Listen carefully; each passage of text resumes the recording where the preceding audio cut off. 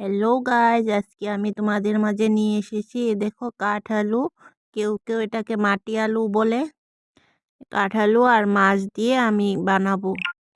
প্রিয় বন্ধুরা, রেসিপিটা ভালো লাগলে চ্যানেলটা সাবস্ক্রাইব করে দিও।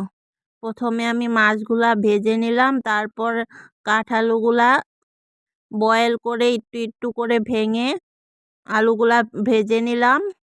নুন হলুদ দিয়ে লাল লাল করে ভেজে নিলাম আলুগুলা। এই দেখো বন্ধুরা, আমার আলুগুলা ভেজে হয়ে গেছে। তারপর কড়াইতে আর একটু তেল দিয়ে দিলাম ফোড়নে গোটা জিরা, দিয়ে দিলাম পেঁয়াজ কুচি, তারপর দিয়ে দিলাম বেটে রাখা মশলা, কাঁচা লঙ্কা, আদা, ধনিয়া, জিরা। মশলাগুলা ভালো করে কষিয়ে তারপর ভেজে রাখা আলুগুলা দিয়ে দিলাম। আলুগুলা দিয়ে আর 5 মিনিট ভেজে নিলাম। তারপর আমি দিয়ে দিলাম একটু গরম জল, তোমরা ঠান্ডা জলও দিতে পারো। জলটা দেওয়ার পর আর 5 মিনিট পর দিয়ে দিলাম নুন দিয়ে ভেজে রাখা মাছগুলাও দিয়ে দিলাম। এদিকে পাটাতে আমি গরম মশলা বেটে নিলাম।